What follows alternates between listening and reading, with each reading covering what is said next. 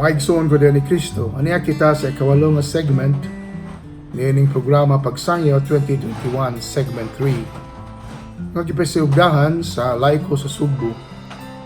Agig ipik sa dakong pangandam sa pagsaulog unya sa ika-500 nga kasumaran sa paghidangat sa Kristiyanismo dinhi sa nasod. Ug ang atong topic nining segment 8 mao kining Jesus Christ, person, mission, and ministry. Sa Ebanghelyo ni San Mateo, chapter 16, atong mabasa na si Jesus nangutana sa iyahang mga tinunan kung sumala sa mga tao, kinsa man siya. Ug dihay lain nga mga tubag. Matod pa, siya mao si Elias, o usa sa mga propeta sa kaniyay nga naibalik. Ug unya nangutana siya kanila mismo, kinsa man siya.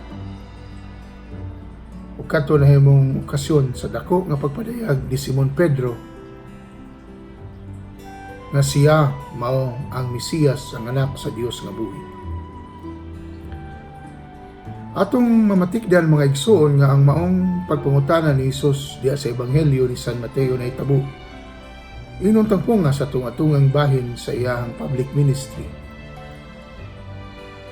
O diay katong iyang pagpangutana ingon og evaluation, midpoint evaluation sa dagan sa iyahang ministry. Apan wala siya mangutana kung unsa na ang gidakon, gidaghanon, gilapdon sa nahibaluan, sa kahibalo sa mga tao may tungod sa iyahang gipanudlo. Wa gani siya mangutana pagsukod kung unsa kalapad ang pagdawat o ang pagdaig sa mga tao kaniya gumikan sa iyahang mga katingalaang buhat. Nangutana hinuon siya kinsa man siya sumala sa mga tao, sumala sa iyahang mga tinunan. O kining maong pangutana mga igsoon, pangutana usab alang kanatong tanan na iyang mga sumusunod. Atong makatunan ang atong pagtuo pinaagi sa ato ang pagtuon sa panudlo sa simbahan, may tungod sa atong pagtuo, may tungod sa Dios, may tungod kang Hesukristo.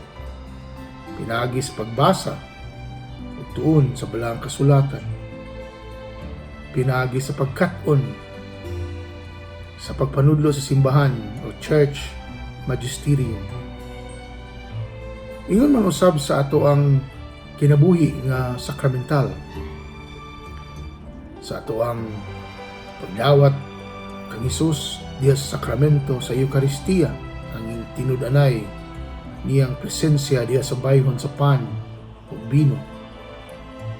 Atong Kristohanong pagtuo mapalambo usab pinaagi sa ato ang mga debosyon nga pagabuhaton. Tutok kita sa imahin o sa usa ka titulo ni Kristo, isip abag sa ato ang mga akto sa pagtuo. Kita mga Cebuanos pananglit adunay dako nga debosyon sa imahin sa Dios nga bata, si Senyor Santo Niño. Dito sa kauluhan usog ang debosyon sa Black Nazarene din matag Enero ato ang makita ang kalilisan na duot sa katawhan nga mo tambong sa nabantog nga prosesyon. Kining tanan ang atong pagkat-on sa balaang kasulatan, sa mga pagtulunan sa simbahan, church magisterium, sa atong mga tulumanon sa pagtuo, sa mga debosyon, sa atoang pagdawat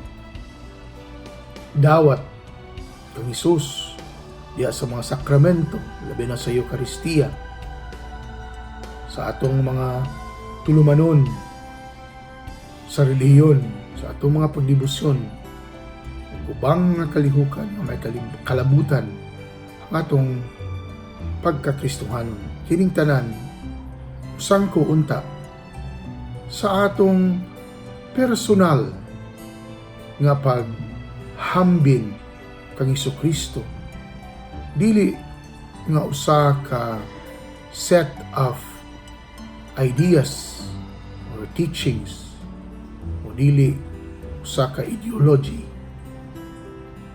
kung dili usa ka kahimatngon sa presensya sa usa ka tao, Dios nga nagpakatao, nga mao'y mipadayag sa hingpit nga paagi sa kabubuton sa Amahan alang natong iyang mga binuhat. Nga si Jesus kansang mga pagtulunan atong makatunan sa katekesis sa simbahan, kansang mga buhat pulong lihok atong mahibaluan pinagi sa pagbasa sa balaang kasulatan, nga atong sangpiton pinagi sa atong mga debosyon, ug kansang hinabang ug grasya atong madawat pinagi sa mga sakramento. Usa di ay kapresensya sa usa ka tawo nga mahigugmaon, ug sa ingon ato gayud naisipon nga usa ka person, usa ka tawo. Sa atong pag-ingon nga usa ka tawo, anaa ang atong pagsabot, tao siya nga hingpit, apan Dios usab nga hingpit diya sa bayhon sa pagkatao. Kini ang atong mga paningkamot sa pagbag-o sa atoang Kristohanong pagtuo sa kinabuhi isip mga Kristiyanos ug nasakop sa simbahan, nining atong pagpangandam sa 5th centenary of Christianity in the Philippines. Maghatod kanato sa paglabas, pagbago sa atong pag-ila, pagdawat o paghambin kang Kristo nga usa ka Dios nga nagpakatao ug buot nga makighigala kanato. Amen.